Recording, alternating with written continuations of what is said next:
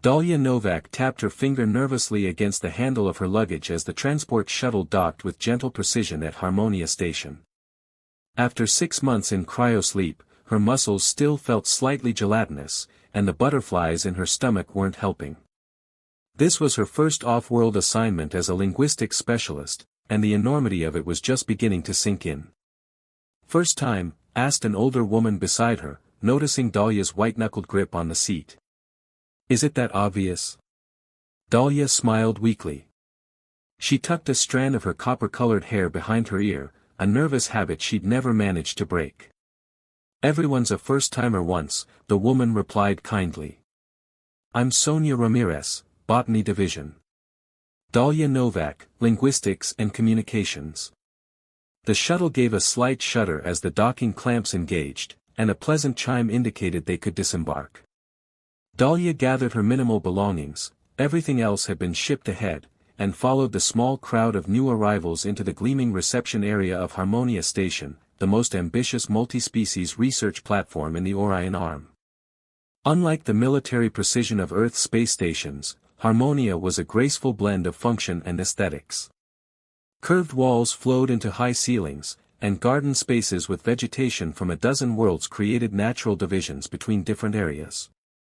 The architecture somehow managed to accommodate the diverse physiological needs of the station's residents from 6 allied species. A holographic welcome sign cycled through greetings in multiple languages. Dahlia spotted English, Mandarin, Hindi, and several non-human scripts she recognized from her training. Her task here was to improve the universal translation protocols, particularly focusing on idioms and cultural nuances that current systems failed to capture accurately. "Novak, Dahlia," called a voice from a nearby desk. "Please proceed to Orientation Chamber 3. After a brief but thorough orientation, Dahlia was escorted to her quarters by a station AI that manifested as a simple floating orb of blue light. The room was small but efficiently designed, with a sleeping alcove, workstation, hygiene unit, and a small window overlooking one of the station's agricultural domes. "Your first meeting is scheduled in 2 hours, the AI informed her. "You will be introduced to your primary research partner, Kafir of Aquilon." Dahlia felt another flutter of nervousness. The Aquilonians were legendary xenolinguists, their aquatic evolution having produced vocal structures capable of sounds no human could replicate. Their physical appearance, somewhat reminiscent of Earth's manta rays but with multiple manipulator tentacles, had initially shocked humans during first contact, but their brilliant contributions to intergalactic communications had quickly overshadowed any aesthetic concerns. After freshening up and changing into her station uniform, a comfortable gray jumpsuit with blue piping indicating her communications division assignment, Dahlia made her way to the designated laboratory. The corridors were bustling with activity, humans and aliens alike going about their research with purpose and occasional outbursts of what she assumed was collegial banter. The laboratory door slid open with a soft hiss, revealing a space divided between conventional dry working areas and a large tank of pale blue liquid that occupied nearly half the room. Floating within the tank was Kafir. Even prepared as she was, Dahlia caught her breath. Kafir was beautiful, there was no other word for it. About 2 meters across, with skin that rippled with iridescent patterns of deep blue and purple, the Aquilonian moved through the water with graceful undulations. 4 primary manipulator tentacles emerged from the central body mass, currently engaged in adjusting something on a waterproof console. "Ah, you must be Specialist Novak," came a voice from a translator unit mounted near the tank. The sound was surprisingly melodic, with a quality that reminded Dahlia of cellos. "I am Kafir. Welcome to our workspace." Dahlia approached the tank and offered a formal bow, the appropriate greeting for Aquilonians, who had no concept of handshakes. "Thank you. I'm looking forward to our collaboration." Kafir's body rippled in what Dahlia recognized as an expression of pleasure. "Your pronunciation of my name was nearly perfect. Most humans struggle with the second harmonic." "I've been practicing," she admitted. "Though I'm sure my accent is still terrible." "Not terrible. Merely distinctive." Was that humor? Dahlia wasn't sure, but she found herself smiling anyway. "I've reviewed the project parameters," she said, moving to her workstation, which faced the tank. "Your species' contribution to the universal translator has been groundbreaking, but cultural idioms remain problematic." "Indeed." Kafir moved closer to the glass. "Just yesterday, a human engineer told me he was pulling my leg, but my appendages were clearly untouched. The translator conveyed the words but not the meaning." Dahlia laughed. "That's exactly the kind of problem we need to solve. Idioms, metaphors, cultural references, they're the texture of language, but they rarely translate literally." "Fascinating," Kafir replied, the translator rendering the word with evident curiosity. "Humans use language as decoration, then?" "Form over function." "Not decoration," Dahlia corrected gently. "More like, shortcuts to shared understanding. When I say, 'It's raining cats and dogs,' another human instantly understands I mean heavy rainfall without questioning the absence of actual falling animals." Kafir's body pulsed with what might have been amusement. "Your species is strange, Specialist Novak. Please, call me Dahlia." "Dahlia," Kafir repeated, the name somehow sounding exotic through the translator. "Your designation is also a flower, correct? On your world?" She nodded, pleased. "Yes, you've done your research." "I find humans endlessly interesting," Kafir admitted. "Your unique sensory experiences create language patterns unlike any other species we've encountered. Your metaphors are particularly challenging, rich with references to physical sensations that aquatic beings cannot relate to." They spent the next hour discussing their research approach, establishing protocols for cataloging idioms and developing contextual frameworks for the translator. Dahlia found herself increasingly captivated by Kafir's insights and the fluid grace with which the alien moved through the water. As they worked, other staff members occasionally entered the lab, and Dahlia noticed how Kafir interacted differently with them, more formally, more distant. With her, there was an enthusiasm that seemed genuine. "I believe we should conclude for today," Kafir finally said. "New arrivals often experience fatigue after cryosleep." "I am feeling a bit tired," Dahlia admitted. "But this has been fascinating. Before you depart, humans often share meals for social bonding, correct? Would you join me for consumption tomorrow? We could continue our discussion of gustatory idioms." Dahlia hesitated, unsure what dining with an aquatic species would entail. "I'd like that." "Excellent. I shall arrange for compatible nutrition. Until tomorrow, Dahlia Novak." Kafir's skin rippled with vibrant patterns that her translator didn't interpret. As she left the lab, Dahlia realized she was smiling.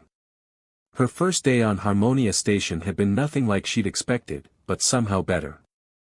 There was something about Kafir, an intelligence and curiosity that transcended their biological differences. Little did she know that her innocent explanation of human idioms had triggered a cascade of misunderstandings in Kafir's translation system, ones that would soon lead them both into uncharted emotional territory. Dahlia arrived at the laboratory 15 minutes early the next day, having slept better than expected despite the unfamiliar hum of the station's life support systems. She found Kafir already active, tentacles manipulating a series of holographic displays that floated just above the water's surface. "Good morning," she called, placing her tablet on her workstation.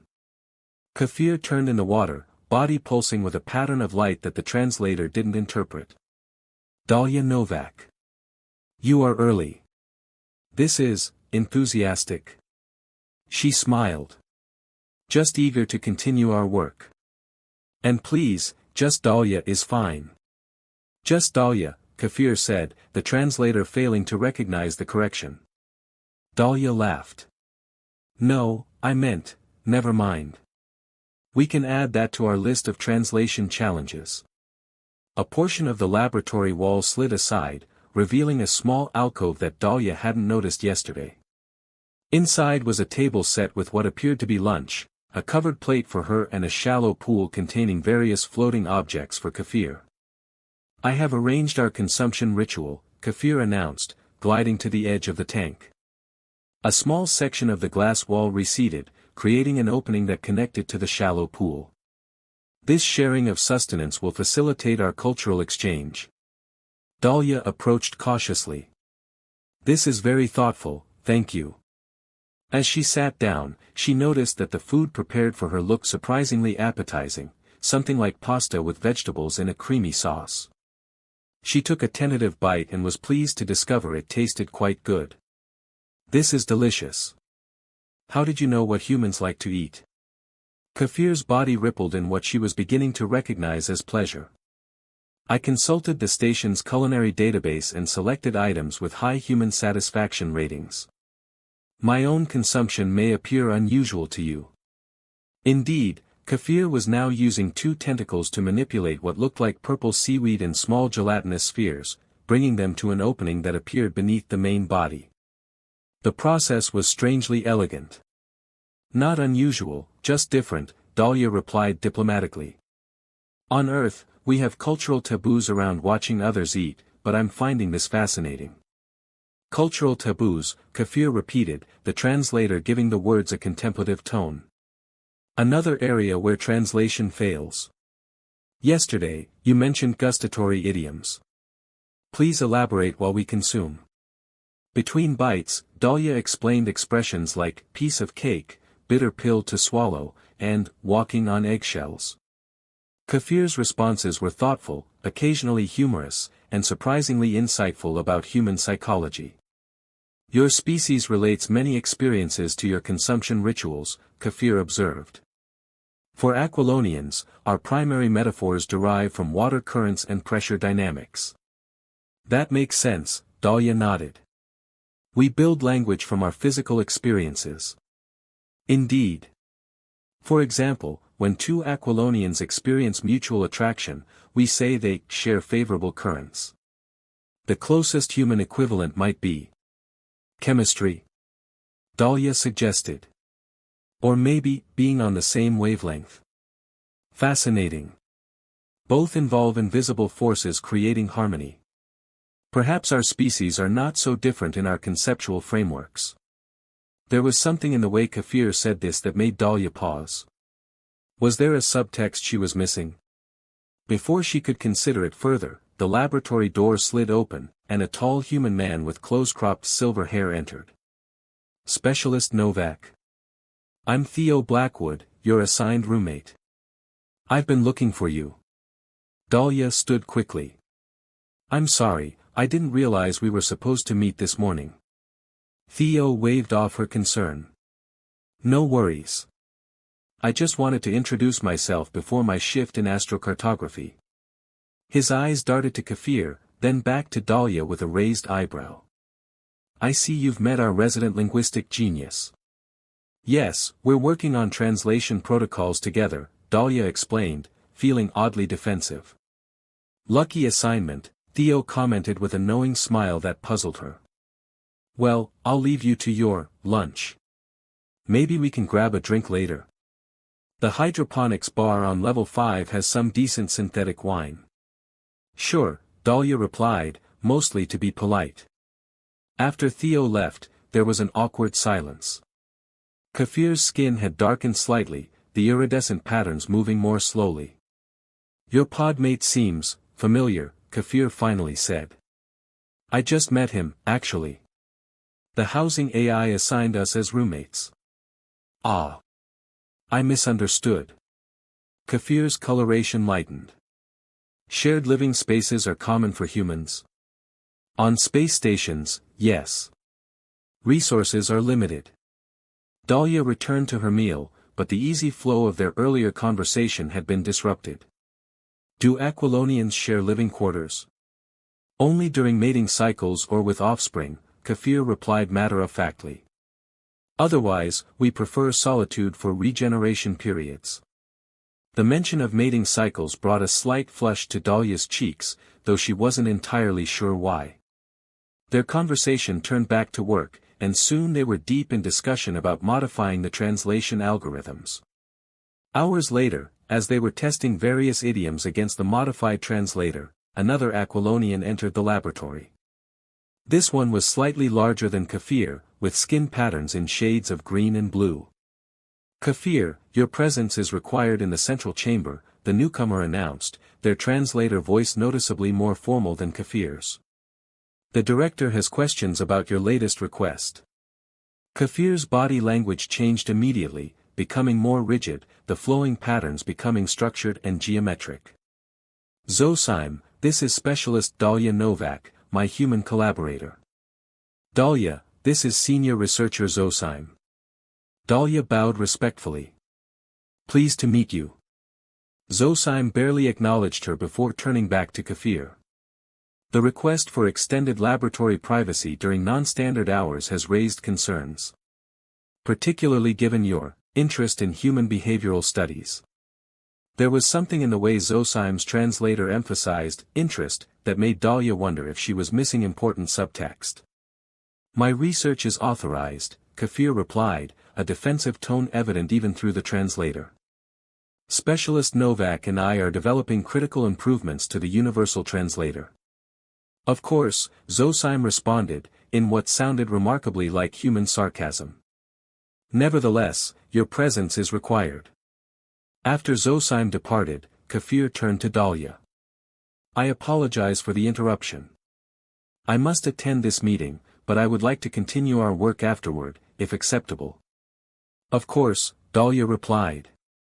Everything okay? That seemed tense. Kafir hesitated. Some of my research interests are considered unconventional by conservative members of my species. Zosime believes I focus too much on human cultural practices beyond what is necessary for linguistic purposes. I see. Dahlia wasn't sure she did, but she sensed Kafir's discomfort. Well, I find your interest in human culture refreshing. It makes our collaboration easier. You do. Kafir's colors brighten visibly. That is, gratifying. I shall return as quickly as possible. After Kafir left, Dahlia found herself staring at the empty tank, puzzled by the strange undercurrents she sensed in the interactions. She decided to explore the station instead of waiting idly, and made her way to the central hub. The vast circular space was teeming with life from across the galaxy. Researchers and support staff of various species mingled, conversed, and moved purposefully between laboratories and living quarters. Massive viewports revealed the starfield outside, reminding everyone of their isolation in space. Admiring the view, came a voice beside her. It was Theo. It's breathtaking, she admitted. First assignment off Earth? She nodded. Is it that obvious? You've got the look. Don't worry, the wonder never completely fades. He leaned against the railing. So, you and Kafir, huh? Dahlia frowned. What about us? Just unusual to see an Aquilonian arrange a private meal with a human. They're typically pretty reserved with other species. It was a working lunch, Dahlia clarified, unsure why she felt defensive. Theo raised his hands. Hey, no judgment here. Kafir's brilliant, revolutionized translation protocols for metaphorical language. Just be careful. Careful about what? Aquilonians experience emotions differently than we do. Their cultural contexts for interpersonal relationships don't always align with human expectations. He shrugged. Just something to keep in mind. Before Dahlia could press him further, her comm unit chimed with a message from Kafir, requesting her return to the laboratory. She excused herself, puzzled by Theo's cryptic warning.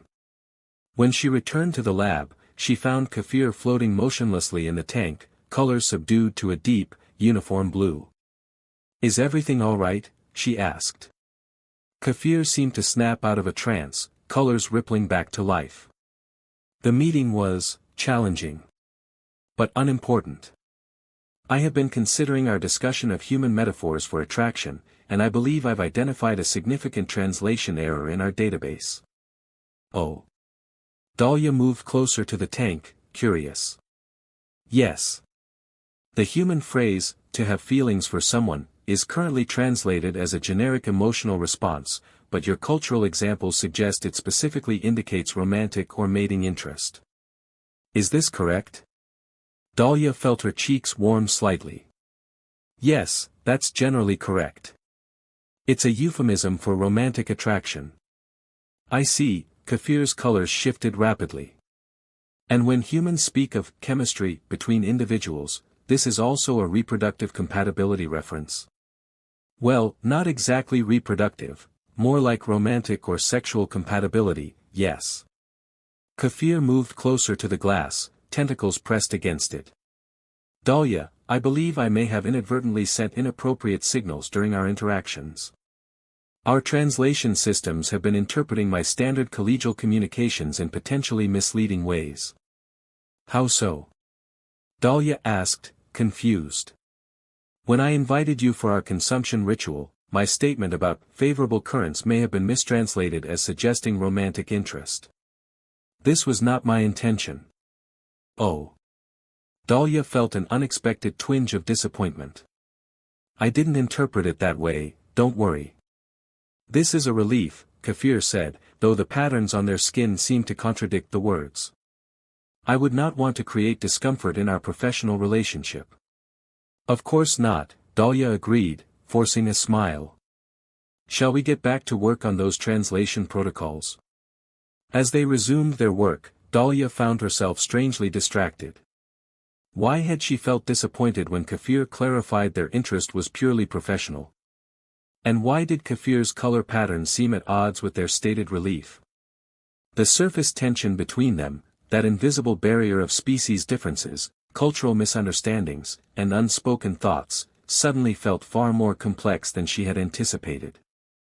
3 weeks into her assignment at Harmonia Station, Dahlia had settled into a comfortable routine. Her days were spent in the laboratory with Kafir, working on the translation algorithms, while her evenings were often spent with Theo and other human colleagues at the hydroponics bar or exploring the station's recreational facilities.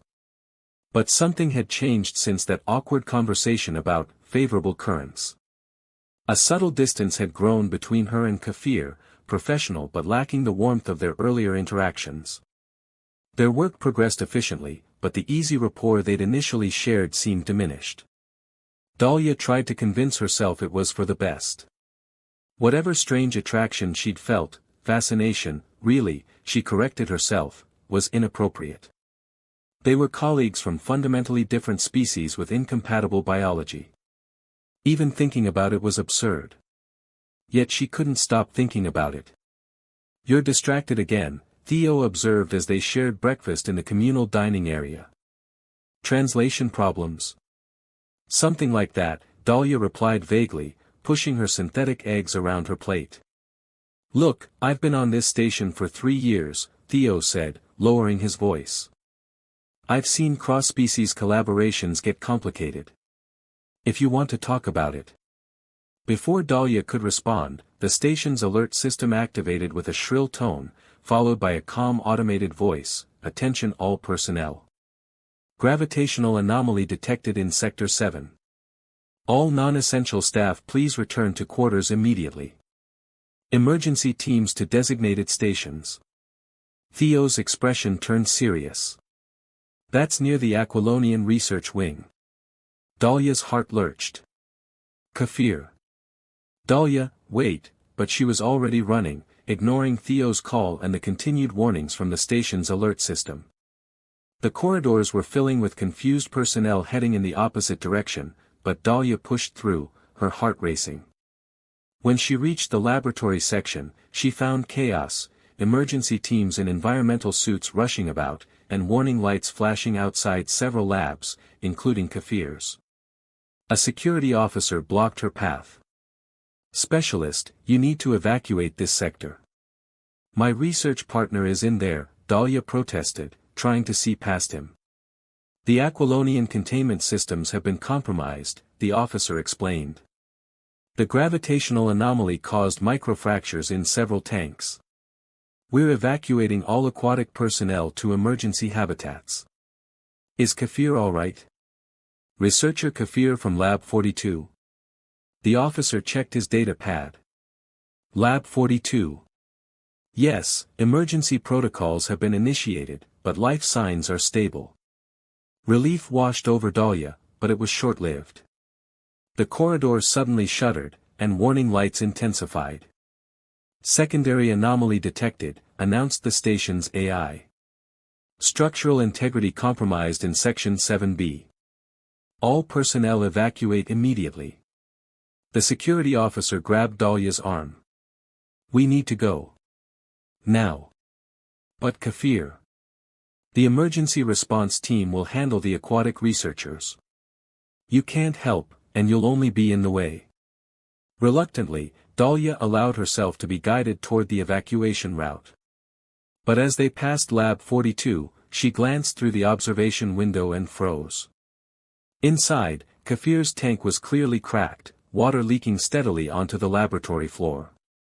Worse, Kafir was trapped against one side, a large piece of equipment having fallen across the tank's emergency exit port. Without thinking, Dahlia broke away from the security officer and slapped her hand against the emergency override on the laboratory door. Specialist. Stop, the officer shouted, but the door had already slid open.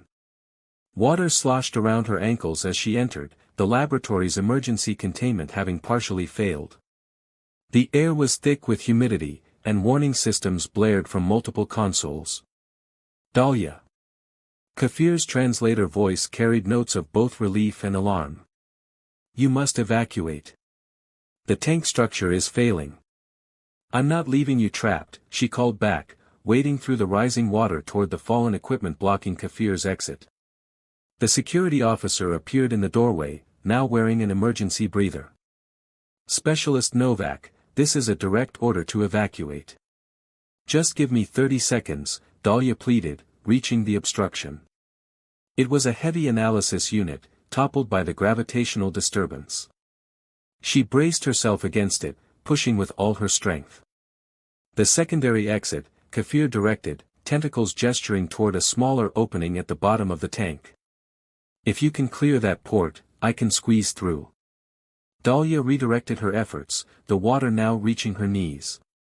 The equipment shifted slightly, then more as the security officer reluctantly joined her efforts.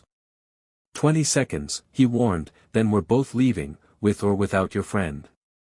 With a final heave, they moved the equipment enough to clear the secondary port. Immediately, Kafir compressed their body and began flowing through the opening, a sight that would have been fascinating under different circumstances. As Kafir emerged into the flooded laboratory, the tank behind them gave way completely, a rush of water knocking all three of them off their feet. Dahlia felt herself swept toward the door, the security officer grabbing her arm to prevent her from being slammed into equipment. And then, surprisingly strong tentacles wrapped around her waist, stabilizing her. Kafir had caught her, their body partially enveloping her in a protective embrace that felt strangely intimate despite the chaos. The emergency aquatic habitats are on level 4, the officer shouted over the alarms. Can you make it there? Yes, Kafir's voice came from the translator unit still attached to their body. But Dahlia. I'll help, she said immediately. You need water to survive. Together, they made their way through corridors now being sealed by emergency bulkheads, the security officer leading them via safer routes. Kafir moved with surprising efficiency outside of water, using tentacles to propel their body in an undulating motion, but Dahlia could see it was taxing. The normally vibrant patterns on Kafir's skin had dimmed to dull blues and grays. By the time they reached level 4, Kafir was clearly struggling. Emergency teams met them at the entrance to the aquatic habitats, essentially large, reinforced pools filled with oxygenated liquid suitable for various aquatic species. As medical personnel helped Kafir into the water, one tentacle remained wrapped around Dahlia's wrist. You risked yourself, Kafir said, the translator barely audible over the continuing alerts. Why? Because Dahlia stopped, suddenly unsure what to say. Because I care about you. Because the thought of you in danger terrified me. Because that's what friends do, she finished lamely. Before Kafir could respond, medical personnel gently separated them, insisting on examining Dahlia for injuries while Kafir was taken deeper into the aquatic habitat for treatment. Hours later, the crisis had been contained.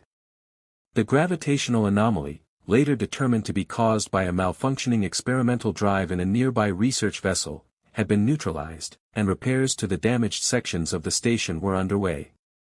Dahlia sat in the observation area of the emergency aquatic habitat, watching as Aquilonian medical staff tended to their patients in the large central pool. She spotted Kafir floating near the far edge, skin pattern still subdued but more active than before. "You should get some rest," Theo said, appearing beside her with a steaming cup of tea.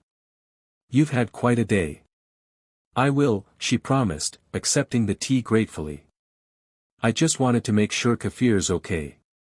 Theo studied her for a moment, then sighed. "You know, when I warned you about cross-species relationships getting complicated, I didn't expect you to immediately prove my point by risking your life." "It wasn't like that," Dahlia protested weakly. "I would have done the same for any colleague." "Would you?" Theo raised an eyebrow. "Because from where I stand, you broke protocol, ignored direct orders, and put yourself in danger specifically for Kafir. That goes beyond professional courtesy."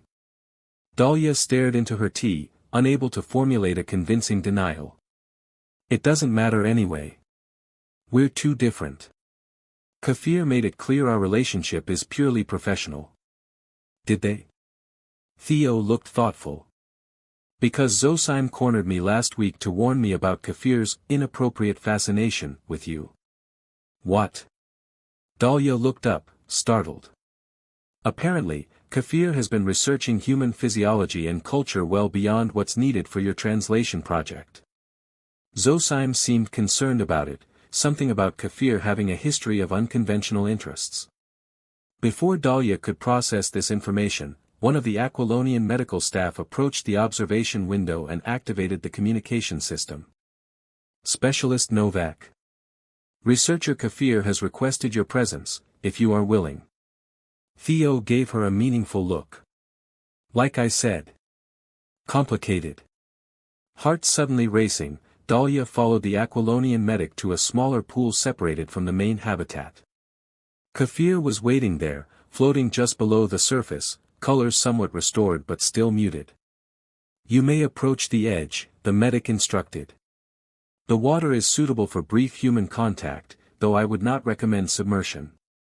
When they were alone, Dahlia knelt at the pool's edge. "How are you feeling?" Kafir rose partially from the water, tentacles creating gentle ripples across the surface. "My physical condition is stabilizing. But my emotional state is turbulent." "Because of the accident?" "Because of you." Kafir moved closer. "You endangered yourself to assist me, despite clear protocols against such actions." Dahlia swallowed. "I couldn't just leave you there." "Why?" The question was simple but loaded with meaning. "Because Dahlia took a deep breath. "Because I've developed feelings for you that go beyond professional collaboration. I know it's inappropriate and probably impossible, but—" "Not impossible," Kafir interrupted, skin suddenly flaring with bright patterns. "Different, yes. Challenging, certainly. But not impossible." Dahlia stared, not quite believing what she was hearing. "But you said—" "I said what I thought was expected," Kafir admitted. "Zosime and others have been critical of my interest in humans, in you specifically. I feared making you uncomfortable with the truth. Which is that I find you fascinating, not just intellectually but in ways that my species typically reserves for potential mates. Your bravery today only confirmed what I have been feeling since we met." Dahlia's hand trembled as she reached toward the water. Kafir immediately extended a tentacle to meet it, wrapping gently around her fingers. The touch sent a strange but pleasant tingling sensation up her arm. "How would this even work?" she whispered. "We're so different." "That is what makes it beautiful," Kafir replied, colors pulsing in hypnotic patterns. Different species, different biologies, yet finding connection across the void. Is that not why we explore the stars? To discover new forms of understanding. The meditation was interrupted by an announcement over the station's communication system. Attention all personnel. Structural repairs in sectors 7 and 8 are proceeding ahead of schedule. Non-essential operations will resume in 24 hours. Emergency accommodations will remain available for displaced personnel. They'll be moving you back to the research wing soon, Dahlia realized with a twinge of disappointment. Yes, Kafir agreed. But the accident has created an opportunity. My quarters were among those damaged, and temporary accommodations must be arranged. Oh. Where will you stay? Kafir's colors shifted to what Dahlia was beginning to recognize as their equivalent of embarrassment. I have requested a specialized habitat adjacent to the human living quarters. Specifically, near yours. Dahlia felt warmth spreading through her chest. You want to be closer to me? If that would be acceptable. The station administrators have approved the request on scientific grounds, to facilitate our continued work on the translation project. Is that the only reason? Dahlia asked, a small smile playing at her lips. No, Kafir admitted, tentacle tightening slightly around her fingers. I wish to explore these favorable currents between us, wherever they might lead. The ripple effect of their encounter in the damaged laboratory had changed everything, breaking down barriers neither had been brave enough to cross before. As impossible as it seemed, something beautiful was emerging from the crisis, a connection that defied conventional understanding. I'd like that, Dahlia whispered, not pulling her hand away. I'd like that very much. The patterns on Kafir's skin brightened to a dazzling display that needed no translation at all.